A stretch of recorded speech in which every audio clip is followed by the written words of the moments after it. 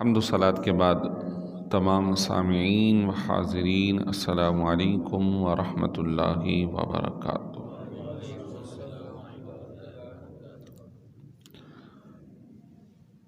جمعۃ المبارک کا بابرکت دن ہم سب کے درمیان ہے،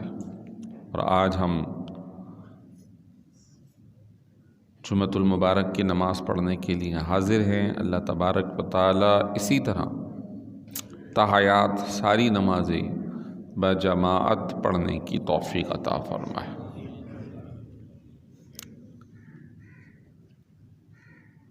کیونکہ جمادی الثانی کا مہینہ جاری اور ساری ہے، پچھلے جمعۃ المبارک بھی خلیفہ اول حضرت سیدنا صدیق اکبر رضی اللہ تعالی عنہ کی خلافت کے حوالے سے، اور جیسے ہی آپ سربراہ مملکت یا ریاست کے بڑے بنے، خلیفہ بنے، تو آپ نے جو بنیادی احکام جاری کیے اس حوالے سے کچھ پچھلے جمعۃ المبارک کو عرض کیا تھا۔ آج حضرت سیدنا صدیق اکبر رضی اللہ تعالی عنہ کے کچھ علمی کارنامے، اس کو ہم پیش کریں گے، کوشش کریں گے، اپنا حصہ ڈالیں گے، اور کچھ ہمارے لیے وہ معلومات کا ذخیرہ بنے گی۔ اللہ تعالیٰ حضرت والا کے درجات کو بلند و بالا فرمائے اور ان کے فیض سے ہمیں مستفیض فرمائے۔ حضرت سیدنا صدیق اکبر رضی اللہ تعالی عنہ جب خلیفہ بنے ہیں، یعنی کہ نبی کریم صلی اللہ تعالی علیہ وسلم کے نائب، تو اس زمانے کے اندر سب سے ایک جو بات منفرد تھی وہ یہ تھی کہ سرکار دو عالم صلی اللہ علیہ وسلم کی وصال ظاہری سے قبل مرکزیت آپ صلی اللہ علیہ وسلم کے پاس ہے، اور سیاسی ہو، دنیاوی ہو، دینی ہو، کوئی بھی مسئلہ تو سارے مسلمان نبی کریم صلی اللہ علیہ وسلم کی طرف رجوع فرماتے تھے، اور جو وہاں سے حکم ارشاد ہوتا اس پہ من و عن عمل کیا جاتا۔ لیکن سرکار دو عالم صلی اللہ علیہ وسلم کے بھی پیش نظر یہ بات تھی کہ آئندہ جو لوگوں کو ضروریات پڑتی ہیں تو وہ کس طرح اپنے مسائل کو حل کریں گے، اور یقیناً جب اسلام قیامت تک کے لیے ہے تو اس کی تعلیمات بھی ایسی جامع عالمگیر ہونی چاہیے کہ جو رہتی دنیا تک ماننے والوں کی رہنمائی کرے۔ تو آپ صلی اللہ علیہ وسلم نے خود ایک طریقہ ارشاد فرمایا۔ چنانچہ حضرت معاذ بن جبل رضی اللہ تعالی عنہ، جو کہ ایک انصاری صحابی ہیں اور حضور صلی اللہ علیہ وسلم کی محبت میں جوان ہوئے ہیں، مدینہ شریف گئے تو اس وقت ان کی عمر تقریباً 22-23 سال تھی، اور آپ صلی اللہ علیہ وسلم کی صحبت با فیض میں بیٹھ کر خوب علم و فضل حاصل کیا، حتیٰ کہ قرآن پاک کے حافظ تھے۔ اس زمانے میں جو چند ایک صحابہ کرام حافظ تھے تو حضرت معاذ بن جبل رضی اللہ عنہ۔ حضرت معاذ بن جبل کا جو لقب تھا وہ تھا صحابہ کرام میں عالم وقت کا۔ آپ صلی اللہ علیہ وسلم نے اپنی موجودگی میں انہیں یمن کا گورنر بنا کر بھیجا۔ جب یمن اسلامی ریاست کا حصہ بن چکا تھا تو جاتے وقت حضور علیہ الصلوۃ والسلام ساتھ ساتھ ہیں اور پوچھ رہے ہیں معاذ تم یمن جا رہے ہو بطور سربراہ بن کے، لوگ تم سے رجوع کریں گے، تو تم بتاؤ لوگوں کے فیصلے کیسے کرو گے؟ عرض کیا رسول اللہ صلی اللہ علیہ وسلم سب سے پہلے میں قرآن پاک کو دیکھوں گا، اس میں جو بھی حکم ارشاد فرمایا گیا ہے اس کو من و عن بیان کروں گا۔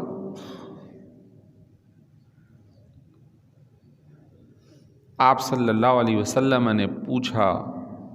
معاذ اگر تمہیں اس میں نہ ملے، تمہیں نہ ملے، کوئی ایسا سوال ہے؟ عرض کیا رسول اللہ صلی اللہ علیہ وسلم پھر میں آپ کے فرامین اور آپ کے فیصلے جو میرے علم میں موجود ہیں وہ میں آگے فیصلہ جاری کر دوں گا۔ فرمایا اگر تمہیں اس میں بھی نہ ملے، کوئی ایسی نئی صورت آ جائے، تو ارشاد فرمایا پھر میں غور و فکر کروں گا، قرآن و سنت کے اندر غور و فکر کروں گا، اور اسی سے ملتا جلتا کوئی مسئلہ ہوا تو پھر جو فیصلہ اس میں قرآن و سنت کا ہوگا وہی میں اس کے اندر جاری کر دوں گا۔ اس کو کہتے ہیں فقہیات یا اجتہاد۔ جب انہوں نے یہ جواب دیا تو آپ صلی اللہ علیہ وسلم بڑے خوش ہو گئے اور اللہ کی بارگاہ میں دعا کی، شکرانہ ادا کیا، الحمدللہ الذی وفق رسول اللہ صلی اللہ علیہ وسلم، یا اللہ تیرا شکر ہے کہ تو نے میرے بھیجے ہوئے قاصد کو یہ توفیق عطا فرمائی، میرے بھیجے ہوئے فرد کو یہ توفیق عطا فرمائی۔ تو ایک ہے قرآن پاک کا ظاہری احکام پر مبنی ہونا، سنت مبارکہ کا احکام پر مبنی ہونا، تو جو کوئی واضح صورت ہوتی ہے وہ تو من و عن بیان کر دی جاتی ہے، اس سے آگے پیچھے نہیں ہوا جا سکتا۔ لیکن کوئی صورت ایسی کہ جو بظاہر قرآن پاک اور سنت مبارکہ میں کسی جواب دینے والے کے پیش نظر نہیں، تو پھر وہ قرآن و سنت میں موجود دلائل کو دیکھتے ہوئے نئی جو موجودہ صورت ہوگی اس پر وہ اجتہاد کرے گا، فیصلہ کرے گا، اور پھر وہ فیصلہ نافذ کرے گا، فتویٰ دے گا۔ حضرت سیدنا صدیق اکبر رضی اللہ تعالی عنہ جب خلیفہ وقت بنے تو انہوں نے بھی اسی حصے کو برقرار رکھا، اور کوئی بھی پورے ریاست سے کہیں سے بھی کوئی مسئلہ آتا، مشورہ ہوتا، سوال آتا تو سب سے پہلے قرآن پاک کی طرف رجوع کیا جاتا، اس کے بعد سنت مبارکہ کی طرف رجوع کیا جاتا، اور اگر ان کے علم میں نہ ہوتا تو پھر بازاروں میں مسجد کے اندر پہنچ کر اعلان فرمایا کرتے تھے کہ یہ ایک نیا مسئلہ ہمیں فلاں فلاں جگہ سے آیا ہے، اس سے ملتا جلتا کوئی مسئلہ جو سرکار دو عالم صلی اللہ علیہ وسلم کے پاس آیا ہو اور آپ نے سنا ہو تو آپ ہمیں بتا دیں۔ تو اگر کوئی کہتا کہ فلاں موقع پر یہی مسئلہ تھا اور میں نے حضور علیہ الصلوۃ والسلام کو یہ جواب دیتے ہوئے سنا ہے، تو آپ بھی بڑے خوش ہو جاتے تھے کہ الحمدللہ اللہ نے ایسے بندے ہمارے درمیان رکھے ہیں کہ جنہوں نے نبی کریم صلی اللہ علیہ وسلم کا فیصلہ محفوظ کیا ہوا، پھر وہی فیصلہ اس نئے سوال پر جاری فرما دیتے تھے۔ اور اگر وہ بھی دستیاب نہ ہوتا تو پھر آپ نے اس آخری مرحلے کے لیے ایک محکمہ بنایا، ایک مجلس اور ایک کمیٹی تشکیل دی، کہا کہ اگر ظاہری صورت کے اندر ہمیں مسئلہ نہ ملے تو پھر اس نئے آنے والے مسئلے کو حل کرنے کا کیا طریقہ ہوگا۔ اس کا نام پھر رکھا محکمہ افتاء، یعنی کہ فتویٰ دینے کی مجلس۔ اور اس کے اندر بھی 4-5 افراد کو مقرر کیا، فرمایا ان کے علاوہ کسی اور کو فتویٰ دینے کی اجازت نہیں ہے۔ اس میں حضرت عمر فاروق ہیں، حضرت عثمان غنی ہیں، خلفائے راشدین، حضرت علی المرتضیٰ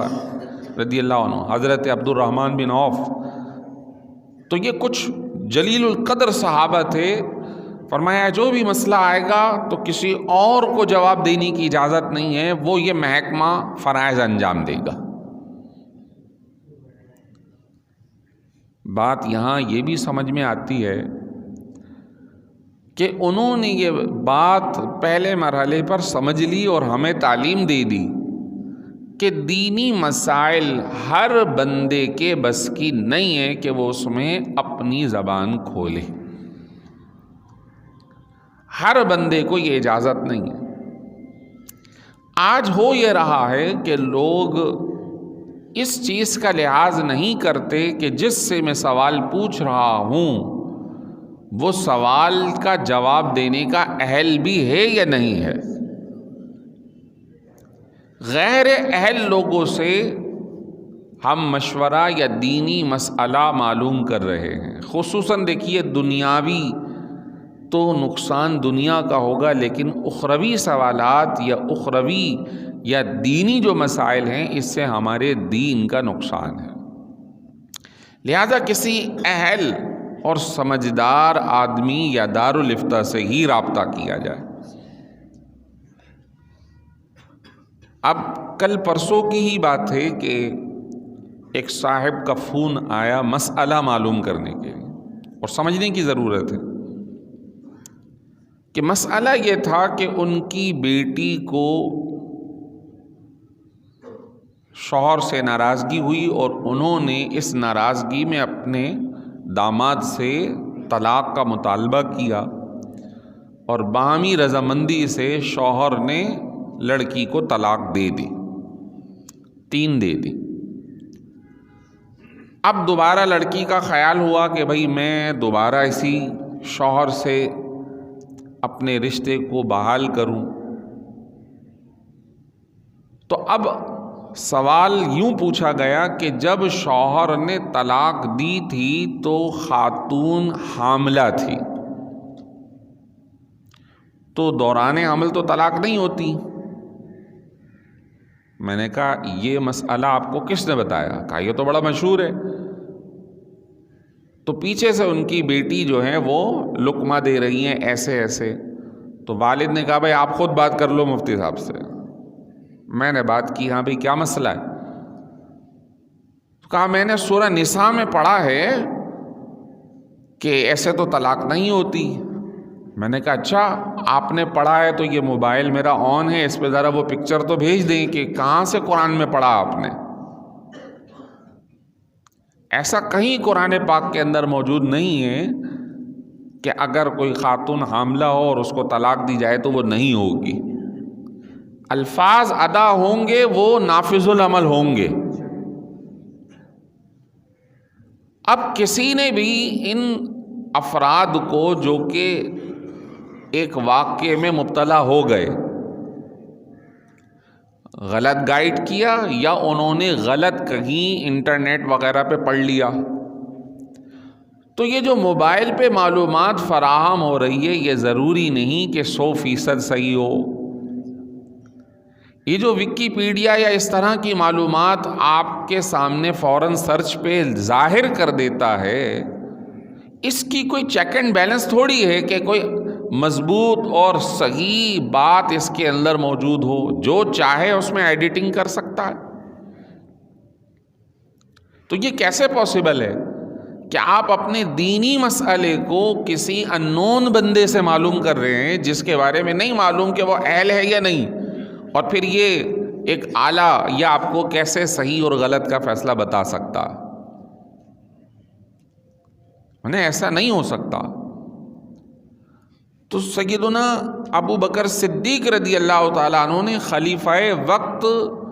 بننے کے ساتھ ہی ایک محکمہ یعنی ایک افتاء کی مجلس مقرر کر دی تھی، اور صحابہ کرام تو بہت تھے، لیکن اس میں بھی آپ نے یہ حکم صادر فرمایا تھا یہ جماعت کے مقررہ افراد ہیں، ان کے علاوہ کسی اور کو فتویٰ دینے کی اجازت نہیں، کسی اور کو اجازت نہیں۔ اب صحابہ کرام کے آپس کے اختلاف ہیں، بعض تک کوئی مسئلہ پہنچا ہے اور بعض تک مسئلہ نہیں پہنچا۔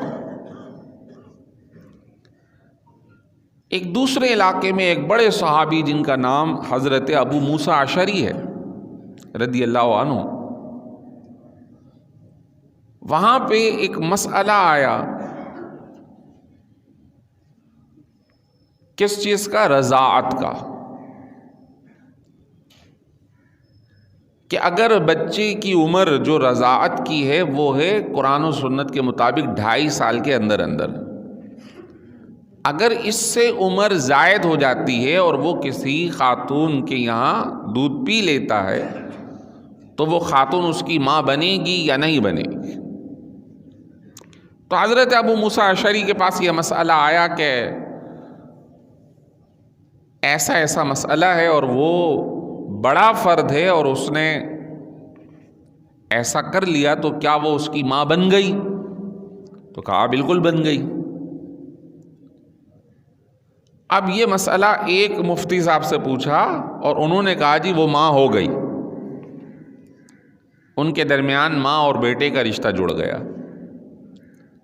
یہی مسئلہ ایک دوسرے صحابی جن کا نام ہے حضرت عبداللہ ابن مسعود رضی اللہ تعالی عنہ، وہ آپ علیہ الصلوۃ والسلام کے بہت قریب رہتے تھے، تو جب یہ مسئلہ ادھر گیا تو انہوں نے کہا جناب یہ رشتہ قائم نہیں ہوا، کیونکہ سرکار دو عالم صلی اللہ علیہ وسلم کی حدیث ہے جس کے مطابق وہ غذا جس سے جسم بنے اس مدت میں اگر ماں اپنے بچے کو دودھ پلا دیتی ہے تو وہ سگا یا رضاعی بیٹے کے حکم میں آ جائے گا، اور اگر وہ مدت بڑھ جاتی ہے تو پھر نہیں ہے، اور اس کی مدت قرآن و سنت میں 2.5 سال مقرر کی گئی ہے۔ ویسے تو قرآن میں یہ ہے حولین کاملین، 2 سال پورے، تو مائیں اپنے سگے بچوں کو بھی 2 سال سے زائد 2 سال ایک جو اگلا دن ہوگا اس دن حرام ہو جائے گا،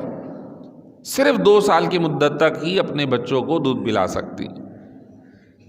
2 سال کے بعد اگلا دن چڑھا، یعنی یوں سمجھ جائیے غروب آفتاب ہوا،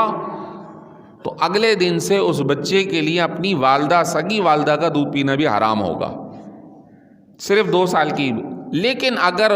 مزید 6 مہینے کے اندر کسی اجنبی بچے نے کسی کے ہاں دودھ پی لیا تو وہ پھر بھی حکم لگ جائے گا کہ وہ ماں ہو گئی۔ یہ بھی ایک آیت سے ثابت ہے، لیکن 2.5 سال کے بعد نہیں۔ اب اختلاف صحابہ کے درمیان ہے۔ جب یہ بات ادھر پہنچی حضرت ابو موسیٰ اشعری کے پاس تو کہنے لگے کہ آئندہ ان مفتی صاحب کے ہوتے ہوئے کوئی بندہ مجھ سے نہ پوچھے، جس کو پوچھنا ہو وہ انہی سے جا کے پوچھا کرے، کیونکہ ان کے پاس مجھ سے زیادہ علم ہے،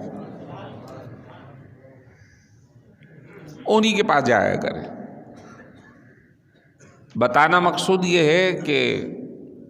حضرت سیدنا صدیق اکبر رضی اللہ تعالیٰ عنہ نے ایک اصول پیش فرمایا کہ نمبر 1، ہر بندے سے مسئلہ نہیں پوچھنا اور ہر ایک کو جواب بھی نہیں دینا۔ یہ مجلس ہے، یہ محکمہ کے افراد ہیں جو کہ جانکار بھی ہیں اور گہرا علم رکھتے ہیں، عمیق علم رکھتے ہیں، لہذا آپ انہی سے پوچھیں گے اور یہی آپ کو جواب دیں گے۔ حضرت سیدنا صدیق اکبر رضی اللہ تعالیٰ عنہ نے جہاں علمی خدمات کی یہ محکمہ بنایا تو حضرت عمر فاروق رضی اللہ تعالیٰ عنہ نے بھی اسی طرح محکمے مختلف علاقوں میں بنائے تھے، اور جو جید اور مضبوط لوگ تھے انہیں ہی بھیجا گیا تھا کہ آپ فلاں فلاں جگہ جائیں گے اور یہ خدمات انجام دیں گے۔ تو جو ابھی میں نے واقعہ بتایا یہ حضرت عمر فاروق کے زمانے کا ہے، اور یہ عراق کے علاقے کا ہے کہ اس زمانے میں انتظامی سربراہ حضرت ابو موسیٰ اشعری تھے، جبکہ علمی اور فقہی مسائل کے لیے جس کو بھیجا گیا تھا وہ حضرت عبداللہ ابن مسعود رضی اللہ تعالیٰ عنہ تھے۔ پھر حضرت علی المرتضیٰ کرم اللہ وجہ الکریم بھی عراق اور کوفہ اس علاقے میں تشریف لے کے گئے، تو آپ نے بھی اپنے علم سے انہیں خوب نوازا۔ اور بعض اوقات صحابہ کرام آپس میں ہی علمی درجات میں اپ اینڈ ڈاؤن ہوا کرتے تھے۔ بعض مسئلے میں کسی کو علم ہوتا اور کسی کو نہیں ہوتا، کیونکہ سرکار کے ساتھ جو جس موقع پہ رہا اسے اس کا علم ہو گیا، دوسرے کو نہیں پتہ چلا۔ تو کئی مسائل تو ایسے ہیں جو صحابہ کرام حضرت سیدہ عائشہ سے پوچھوایا کرتے تھے، جاؤ پوچھ کر آؤ، وہ جو بتائیں پھر اس پہ عمل درآمد کیا جائے گا۔ ایک مسئلہ طہارت کے مسائل میں کہ مردوں کے لیے غسل کرتے وقت جسم کے ہر بال کو دھونا ضروری ہوگا، چاہے بال بڑے ہوں چھوٹے ہوں، ورنہ ناپاکی ختم نہیں ہوگی۔ لیکن خواتین کے لیے شریعت میں یہ مسئلہ ہے کہ اگر بالوں کی جڑیں دھل جائیں اور چٹیا نہ دھلے اور بقیہ جسم دھل جائے تو وہ خاتون پاک ہو جائے گی، پورے بال دھونا لازم نہیں۔ اب اس مسئلے میں کیونکہ یہ خواتین کا مسئلہ تھا تو حضرت عبداللہ ابن عمر رضی اللہ تعالیٰ عنہ جو مدینہ شریف کے اندر ایک بڑے نام کے صحابی تھے، ان سے کسی نے مسئلہ پوچھا کہ خواتین کے غسل کے لیے بالوں کا کیا مسئلہ ہے، تو آپ نے فرمایا مردوں کی طرح ان کو بھی جسم کا ایک ایک حصہ، ایک ایک بال پانی سے دھونا لازم ہوگا، ورنہ ناپاکی ختم نہیں ہوگی۔ جب یہ بات انہوں نے فتویٰ دے دیا تو یہ فتویٰ حضرت بی بی عائشہ تک پہنچا کہ وہ تو فتویٰ یہ دے رہے ہیں، تو انہوں نے بھیجا کہ جا کے کہیں پھر خواتین کے گنجے ہونے کا بھی فتویٰ جاری کر دیں۔ آپس کا علمی مکالمہ میں نے سرکار دو عالم صلی اللہ علیہ وسلم سے یوں سنا ہے، لہٰذا آپ یہ فتویٰ جاری نہ فرمائیں، اصل یہ ہے جو میں نے خود سنا ہے اور گھر میں ہم نے اس پہ عمل درآمد کیا ہے۔ اب دیکھیے کچھ مسائل ایسے ہیں جو ادھر معلوم ہے ادھر نہیں ہے، ادھر ہیں ادھر نہیں ہے، تو پھر جو جس کا ایکسپرٹ ہوگا، جس کو مہارت ہوگی، فتویٰ اسی پر دیا گیا۔ پھر علماء نے کہا اب نافذ العمل حضرت عبداللہ ابن عمر کا فتویٰ نہیں ہوگا بلکہ سیدہ بی بی عائشہ رضی اللہ تعالی عنہا کا ہوگا، اور یہی مسئلہ ہے مردوں کے لیے ایک ایک بال کا دھونا لازمی ہے، ورنہ وہ پاک نہیں ہوگا، چاہے بال چھوٹے ہوں بڑے ہوں زلف ہوں، اور عورتوں کے لیے اس کے اندر اجازت ہے کہ بالوں کی جڑیں دھل جائیں اور پوری چٹیا نہ دھلے تب بھی پاکی کا حکم ہوگا۔ اب اس طرح کے جو مسائل ہیں جو علمی ہیں وہ سارے درسی کتب کے اندر موجود ہوتے ہیں اور موجود ہیں۔ صحابہ کرام کے انہی آپس کے علمی مکالمے کی وجہ سے ہم تک علم پہنچا ہے، اور آج ہم ان کے احسان مند ہیں۔ انہی احسانات میں سے سیدنا صدیق اکبر رضی اللہ تعالیٰ عنہ کا ایک احسان قرآن پاک آج جو ہم پڑھ رہے ہیں، آپ کو سنا رہے ہیں، سن رہے ہیں، آپ صلی اللہ علیہ وسلم کی حیات ظاہری میں یہ قرآن پاک کتابی شکل میں نہیں موجود تھا۔ حافظ تھے لوگ، یا زیادہ سے زیادہ پتھروں کی سلوں پر لکھا ہوا تھا قرید کر، یا درخت کی چھال اس کو قرید کر اس پہ لکھ لیا گیا۔ تو جب ختم نبوت کے مسئلے میں مسیلمہ کذاب کے خلاف جنگ ہوئی حضرت صدیق اکبر کے زمانے میں، تو کئی ایک صحابہ جو حفاظ تھے وہ شہید ہو گئے۔ تو حضرت عمر فاروق نے یہ بات ان کو مشورتاً کہی، بار بار کہی کہ اگر حفاظ کرام شہید ہو جائیں، جنگوں میں بھی جا رہے ہیں، خدمت دین بھی کر رہے ہیں، تو آئندہ آنے والی نسلوں کو اللہ کی کتاب کیسے دستیاب ہوگی؟ آپ اس کو تحریر کروائیں۔ بار بار یہ بات ریپیٹ کی گئی حتیٰ کہ وہ راضی ہو گئے۔ پھر بھی یہ نہیں کہ اندھا دھن آ کے لکھوا لو، نہیں، آپ نے ایک اصول بتایا کہ جس کے پاس بھی کوئی آیت یاد ہے وہ 2 گواہ پیش کرے کہ یہ آیت جب میں نے سنی تھی تو یہ 2 صاحب موجود تھے اور مجھے یاد ہے. پھر وہ 2 گواہ کی موجودگی میں قرآن کی آیت حضرت زید بن ثابت رضی اللہ تعالیٰ عنہ لکھتے رہے حتیٰ کہ قرآن پاک جمع ہو گیا، ایک کتابی شکل میں آ گیا. پھر وہ قرآن پاک حضرت صدیق اکبر رضی اللہ تعالیٰ عنہ کے پاس محفوظ رہا. آپ کے وصال کے بعد آپ کی صاحبزادی اور ام المومنین حضرت سیدہ حفصہ کے پاس وہ چلا گیا اور پھر حضرت عمر فاروق کو ملا، حضرت حفصہ کو ملا جو کہ حضرت عمر فاروق کی صاحبزادی. پھر انہوں نے اپنے والد کو دیا، خلیفہ دوم کو، پھر انہوں نے اس کی نقول تیار کروائیں اور پھر یہ سلسلہ آگے بڑھا. اور آج ہم جو قرآن پاک پڑھ رہے ہیں، اس کے الفاظ سن رہے ہیں، دیکھ رہے ہیں، زبر زیر پیش مد اس کی چیزوں کو دیکھ رہے ہیں، یہ سب احسان ہے ان بزرگوں کا جنہوں نے یہ علمی کام کیا. اگر وہ سارے شہید ہو جاتے، انتقال کر چکے ہیں، چلے گئے، اس دنیا میں اب موجود نہیں ہے بظاہر، تو آپ بتائیے ہم تک کلام اللہ کیسے پہنچتا؟ تو یہ علمی ان کی خدمات تھیں ان بزرگوں کی کہ آج امت مسلمہ کو علم دین سیکھنے، سننے، سمجھنے کا موقع مل رہا ہے. اللہ تعالیٰ ان کے درجات کو بلند فرمائے. وقت مکمل ہوا ہے، پھر انشاءاللہ مزید آئندہ باتیں سماعت کریں گے. اللہ تعالیٰ ہم سب کو عمل کی توفیق عطا فرمائے. وآخر دعوانا الحمدللہ رب العالمین.